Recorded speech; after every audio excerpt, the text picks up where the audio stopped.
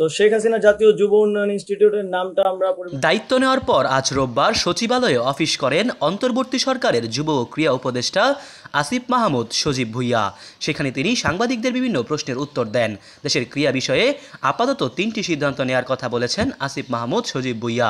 এই 3টি বিষয়ের একটি শেখ হাসিনা জাতীয় যুব উন্নয়ন ইনস্টিটিউটের নাম পরিবর্তন, অন্য দুটি বাংলাদেশ হতে যাওয়া নারী টি-20 বিশ্বকাপ আর বাংলাদেশ ক্রিকেট বোর্ডের ভবিষ্যৎ।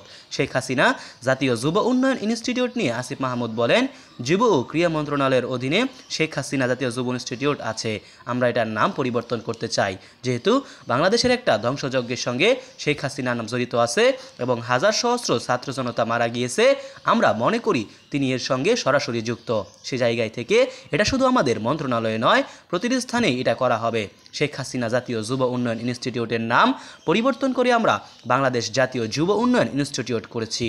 এই বছর নারী টি-20 বিশ্বকাপ 23 অক্টোবর থেকে 20 অক্টোবর পর্যন্ত হওয়ার কথা বাংলাদেশে, কিন্তু হঠাৎই বদলে যাওয়া দেশের এই পরিস্থিতিতে এটা আয়োজন করা সম্ভব কিনা সেই প্রশ্ন উঠেছে। এ বিষয়ে যুব ও ক্রীড়া উপদেষ্টা বলেন, নারী টি-20 বিশ্বকাপ বিষয়ে আমরা বিসিবির সঙ্গে কথা বলেছি। এই বিষয়গুলো আছে, এর মধ্যে সবচেয়ে গুরুত্বপূর্ণ হচ্ছে নিরাপত্তা নিশ্চিত করা।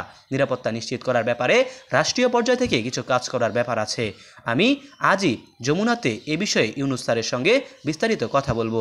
তিনি একজন ক্রীড়াপ্রেমী মানুষ, তিনি আমাদের এই বিষয়ে সহযোগিতা করবেন।